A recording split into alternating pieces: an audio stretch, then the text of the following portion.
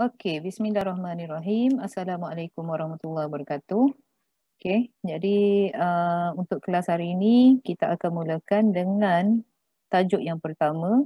Kita ada bab yang pertama dalam buku teks tu pun bab yang pertama iaitu tajuk kita mekanik Newton. So saya tidak akan sentuh banyak sangat, maknanya hari ini saya akan sentuh kepada daya paduan untuk subtopik yang pertama 1/1 daya paduan. Jadi okey, untuk standard pembelajaran. Okey, pada akhir pembelajaran ini, yang ni yang penting. Apa yang awak perlu tahu ataupun apa yang awak akan dapat pada akhir pembelajaran pada hari ini, iaitu yang pertama, awak akan dapat menyatakan maksud daya paduan dan yang kedua, awak akan dapat menentukan daya paduan. So, make sure sebelum kita keluar daripada kita punya ni, kita punya apa nama ni, kelas pada hari ini, awak akan dapatlah semua benda-benda ni. Okey, jadi yang pertama, yang ni pun awak boleh refer pada buku teks Buku teks ada benda ni. Okey, yang pertama adalah daya paduan. Jadi rajah 1/1 ni kalau kita perhatikan gambar ni menunjukkan dua orang pelajar yang sedang bertanding dalam satu pertandingan tarik tali. Kita ada peserta A dan juga peserta B.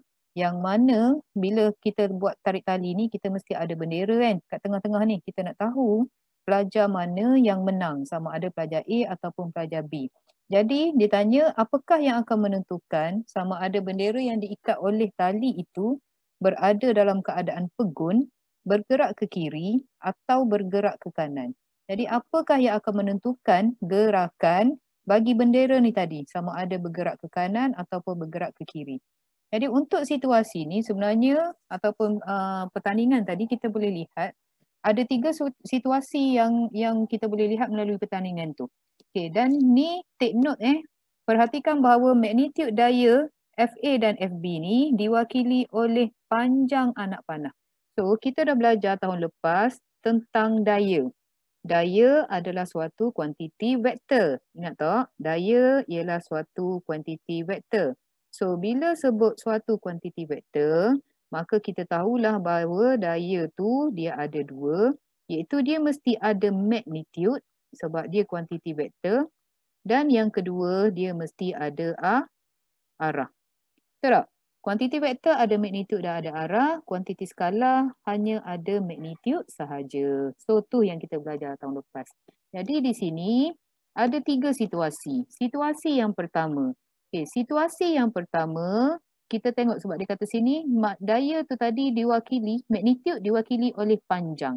So kalau kita perhatikan panjang sebelah kiri ni dengan panjang daya sebelah kanan adalah sama. Bermakna daya yang dikenakan di sebelah kiri FA sama dengan FB. Berapa nilainya? Tak kisahlah berapa pun. Contohnya FA ni 5 Newton, maka FB pun daya dia sama 5 Newton. Jadi apa akan berlaku kepada daya paduan dia? Daya paduan. So daya paduan dalam kes ini ialah sifar. Sebab apa?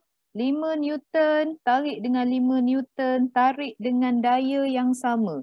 So bila daya paduan sifar, maka kita boleh katakan bahawa objek itu berada dalam keadaan pegun. Dia tidak bergerak. Okey, kalau tak percaya, awak boleh ambil apa-apa objek sekarang ni kat tangan awak, awak cuba tarik ke sebelah kanan, cuba tarik juga ke sebelah kiri. Dengan daya yang sama, maknanya awak tarik tapi kita rasa tak gerak benda tu. Adakah kita tidak menarik objek tu? Kita tarik.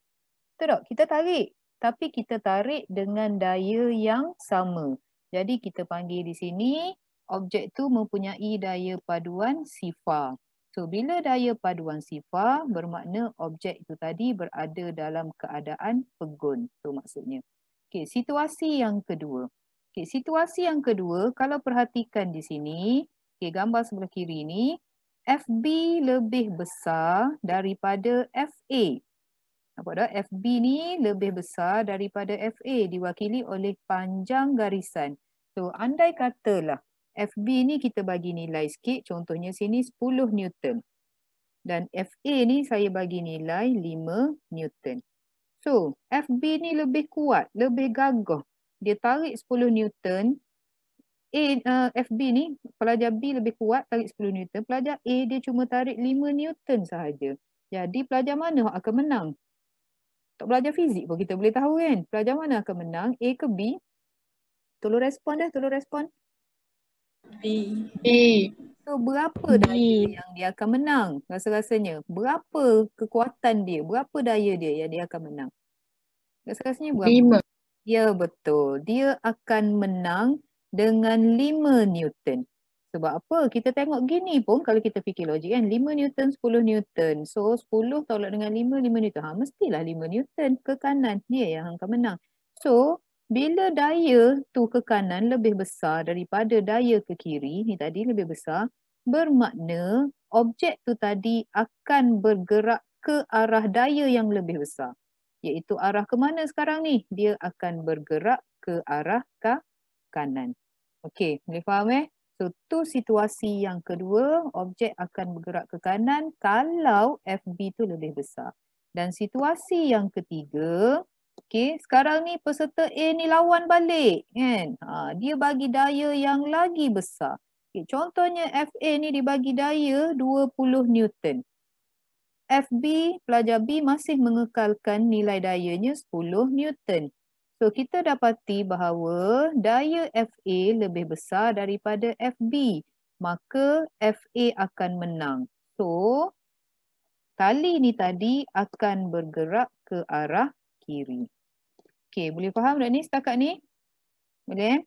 So, ingat Boleh. kita ada magnitude dan juga ada arah. Sebab apa dia ada magnitude dan arah? Sebab daya adalah satu kuantiti. Kuantiti apa guys? Vektor. Ya betul. Kuantiti vektor. So itu adalah daya. Jadi kalau kita ingat balik yang kita belajar tahun lepas, kita ada daya tarikan graviti bumi. Ada magnitude dia. Berapa daya tarikan graviti bumi? 9.82 kan? MS negatif 2. Kemana arah dia? Arahnya adalah menuju ke pusat bumi. Jadi itulah bendanya. Okey, seterusnya. Jadi kalau soalan tanya, apakah itu daya paduan? Sebab tadi kan saya kata untuk hari ni awak akan belajar dua benda. So make sure awak dapat benda ni. Yang pertama tadi maksud daya paduan. Apakah itu daya paduan? Daya paduan ialah daya tunggal yang mewakili jumlah secara vektor dua atau lebih daya yang bertindak ke atas sesuatu objek. Itu adalah daya paduan. Daya tunggal, iaitu satu daya je lah daripada banyak daya. So kita ambil satu daya. Okay, satu daya yang mewakili jumlah secara vektor dua atau lebih daya yang bertindak ke atas suatu objek. Okay. Macam mana kita nak menentukan daya paduan? Tadi saya dah tunjuk dah juga sebenarnya nak tentukan dia dengan hasil tambah dan sebagainya. Tapi sini kita akan tengok secara lebih terperinci. Jadi untuk situasi satu, dua daya yang bertindak ke atas satu objek pada arah yang sama. Sebagai contoh, kita ada kotak ni, okay, ditarik oleh dua daya pada arah yang sama, arah ke kanan. Kedua-duanya arah ke kanan. So, daya yang pertama 8 Newton, daya yang kedua 4 Newton. Jadi, mula-mula sekali kita kena kira daya paduan dia. Berapa magnitude daya paduan? So, magnitude daya paduan masing-masing ke arah yang sama, maknanya arah kanan, arah positif. So, F sama dengan 4 tambah dengan 8. Okay, jadi kita akan dapat 12 Newton. Ini magnitude dia, nilai dia. Okay, yang kedua, kita kena ingat daya adalah sejenis kuantiti vektor, maka dia akan ada arah. So, 12 Newton ke arah mana? Inilah perginya 12 Newton ke kanan. Boleh? Itu adalah daya paduan. Untuk situasi yang pertama, bila dia bertindak ke atas satu objek pada arah yang sama. Okey, kita tengok pula untuk situasi yang kedua. Okey. Untuk situasi yang kedua, dua daya yang bertindak ke atas satu objek pada arah yang bertentangan. Okey, sebagai contoh yang A ni arah bertentangan, okey, 8 Newton ke sebelah kanan dan 4 Newton ke sebelah kiri. Jadi yang pertama sekali kita kena kira magnitude dia. Magnitude daya paduan bila sebelah kiri nilainya adalah negatif. Okey, bertentangan negatif 4 ditambah dengan 8, maka kita akan dapat 4 Newton. So kita dapat nilai positif. Apa maksudnya bila kita dapat nilai positif? Maksudnya di sini daya paduannya adalah 4 Newton ke kanan. Okey, 4 Newton ke kanan. Tu maksudnya. Okey, yang kedua, situasi kedua untuk yang kedua B. Okay. Kali ni kita perhatikan daya ke sebelah kanan adalah sebanyak 2 Newton. Manakala ke sebelah kiri sebanyak 9 Newton. Okey, so sebelah kiri ni lebih besar berbanding sebelah kanan. Jadi berapa magnitude daya paduannya? Magnitude daya paduan, kita kiralah negatif 9 tambah dengan 2, maka kita akan dapat negatif 7 Newton. Jangan takut dengan negatif ni. Sebab dia adalah kuantiti vektor. So negatif di sini ada maknanya. Apa maknanya? Maknanya daya paduan tu tadi adalah sebanyak ni bukan negatif 7 ni typing error. Daya paduan adalah sebanyak 7 Newton ke kiri. Ataupun kita juga boleh tulis daya paduan sama dengan 7 Newton. Negatif 7 Newton, sorry. Okey, daya paduan 7 Newton ke kiri ataupun daya paduan sama dengan negatif 7 Newton. Tak ada masalah. Sebab negatif tu sendiri sudah bersuara, iaitu dia menyuarakan bahawa arah aku adalah ke sebelah kiri ataupun arah bertentangan. Okey. Kakak ni boleh faham ni? Faham. Faham. Terima kasih. Siapa yang ni? Okey, yang seterusnya. Kita tengok situasi yang ketiga. Untuk situasi yang ketiga, dua daya yang bertindak ke atas satu objek yang berserenjang. Okey, sekarang ni ada objek yang berserenjang antara satu sama lain. Okey, apa maksud berserenjang? Apa maksud berserenjang? Berserenjang. Tak ada orang yang nak kecek. Apa maksud berserenjang? Ni ada kat sini ni. Apa maksud dia? Berserenjang perpendicular. Maksudnya sudut bersudut tegak ataupun sudut 90 darjah. Tu maksud berserenjang. Okey. So 90 darjah. Jadi bermakna kita ada dua daya bertindak pada satu objek yang mana ianya berserenjang. Okey ni. Daya yang pertama bahagian bawah 8 Newton. Daya yang kedua bahagian atas adalah 6 Newton dan dia berserenjang antara satu sama lain. Okey, ni saya terbuat lupa nak buat animation ni kan. Dia dah masuk terus. So, di manakah letaknya daya paduan? Kalau dia berserenjang antara satu sama lain, maka daya paduannya adalah di tengah-tengah. Okey, di tengah-tengah ni. Ni daya paduan. F. Di tengah-tengah ni. Okey. So, macam mana kita nak kira daya paduan dia? Cara nak kira daya paduan, kita boleh pakai teorem Pythagoras. Kita dah belajar kan teorem Pythagoras, yang mana teorem Pythagoras ni kita dapatkan bentuk segitiga bersudut tegak. Segitiga bersudut tegak gini. So, kalau saya keluarkan segitiga tu, okey. Kita akan dapat bawah ni nilai kita 8 Newton. Vektor daya yang pertama 8 Newton. Daya ke atas 6 Newton. Daya paduan kita di tengah-tengah. So sini adalah 90 darjah. Okey, macam mana kita nak kira nilai bagi hypotenuse? Ni dah jadi hypotenuse kan? Betul tak? So, nilai hypotenuse ataupun nilai F di sini, kita ada rumus kita iaitu F sama dengan punca kuasa 2. Ingat tak yang ni? 8 kuasa 2 tambah dengan 6 kuasa 2. Ni teorem Pythagoras ni. Kan? 8 kuasa 2 tambah 6 kuasa 2 akan punca kuasa 2 kan dia akan dapat F. So di sini kalau kita perhatikan 8 kuasa 2 64.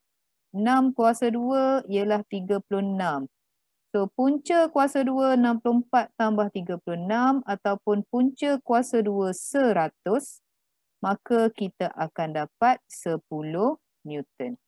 Okay, so daya paduan kita ialah 10 Newton. Tu caranya.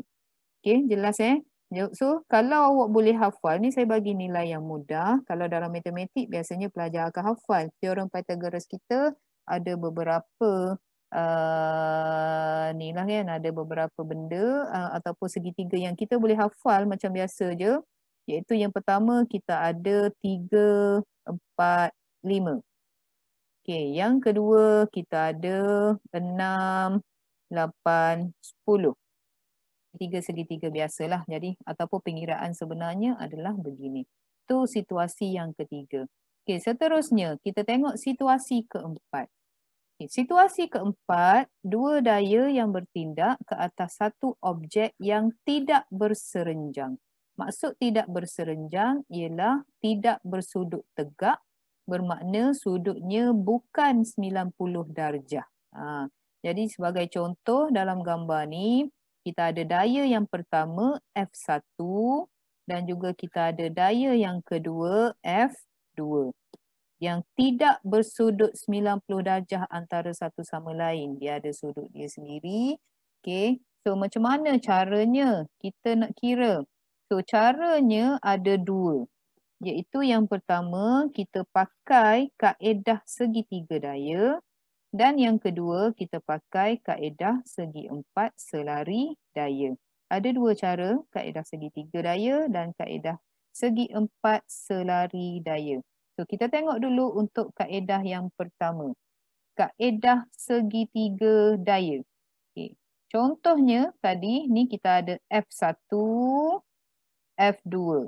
Okay. Kita boleh tarik ni sini, pilih skala yang sesuai untuk melukis garis yang mewakili magnitude daya itu. Okay, pilih skala yang sesuai. Saya buat balik sini gambar daya tu.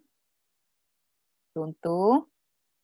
Okay, kita ada gini saat ni. F1 kita sebagai contoh, F1 kita adalah sebanyak 10 Newton. Contoh. Okay. Manakala F2 kita adalah sebanyak 8 Newton. Dan kita ada sudut di sini iaitu sudut kita alfa. Kalau dia bagi sini alfa, saya bagi nilai contohnya sudut kita 30 darjah. Alright. So, yang pertama dia kata pilih skala yang sesuai. Apa skala yang sesuai? Tak kisahlah terpulang pada kita. Contohnya awak nak pilih skala awak. Awak kata 1 Newton bersamaan dengan, bukan 1 Newton, 2 Newton bersamaan dengan 1 cm. Contohnya.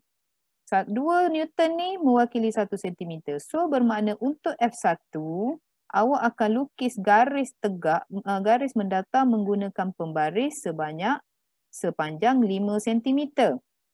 Boleh? F2 ni pula awak akan lukis guna pembaris sepanjang 4 cm. Tu maksudnya. Okey. So ambil lah pembaris, lukislah ni F1 ni saat ni 5 cm. Saat ni 5 cm di sini. Okey, 5 cm di sini. Kemudian sudut 30 darjah. Awak pun buatlah sudut 30 darjah kat sini. Mesti awak confuse. Cikgu boleh tak saya buat sini? Okay, F2 dekat sini boleh. Dia sama je. Cuma kita sekarang ni nak buat segitiga daya. Sebab daya ni dia boleh bergerak dengan syarat sudut dia sama. Boleh? F2 tadi sebenarnya duduk di sini. F2. Tapi sekarang ni kita dah pindahkan dia. Okay. Pergi ke sebelah kanan. Right? Saya pindah ke sebelah sini. Okay, so kita padam ni sebab kita nak jadikan dia segitiga sebenarnya. Nak jadi segitiga. So 30 darjah di sini guna protractor 30 darjah. Kemudian tarik guna pembaris sebanyak 4 cm. Okay. Jadi di mana daya paduan dia? Okey, daya paduan sebenarnya duduk di sini. Dari hujung sini ke hujung sana. Itu adalah daya paduan. Okey, so kita pun tariklah ni sini ke hujung sini. Ini adalah daya paduan kita, F kita. F besar. Okey. So, nak tentukan magnitude daya paduan ni tadi, maknanya kita tentukan panjang dia lah. Kita ambil pembaris kita pun ukur lah ni pembaris. Saat ni kita ukur berapa panjang hak kita dapat. Ukur berapa panjang yang kita dapat. Sebagai contoh, kalaulah kita ukur panjang tu, tiba-tiba kita dapat panjang kita 6.2 cm. Okey. So, berapa daya dia? Kita dah buat skala dah tadi. Ni skala kita tadi. 2 Newton bersamaan dengan 1 cm. Kita dah buat kan? 1 cm mewakili 2 Newton. Jadi, kalau kita dapat panjang F ni, daya paduan kita 6.2 cm, bermakna daya paduan kita ialah 6.2 kena darab dengan 2 Newton. Okey, boleh faham tak ni? Sebab apa darab dengan 2 Newton?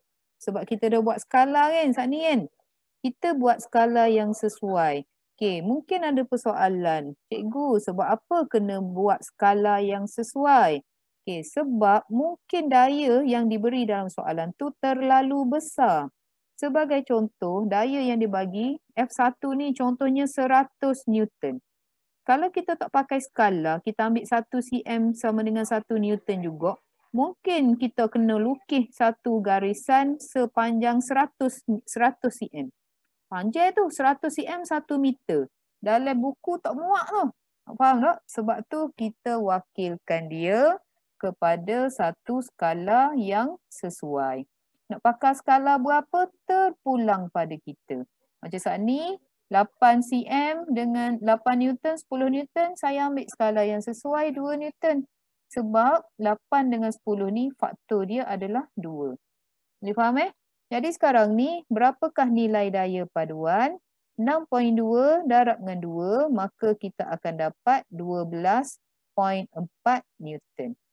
Ini contoh saya bagi. Bukan ni jawapan dia Nak tahu jawapan dia berapa, awak kena lukis. Nak tahu jawapan berapa, kena lukis.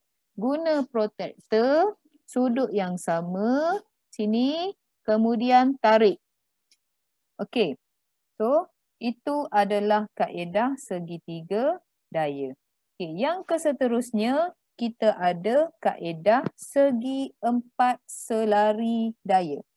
Okay. Untuk kaedah segi empat selari daya, ni tadi kita dapat ni, F1, F2 ada sudut di tengah-tengahnya, sudut alfa ni tadi.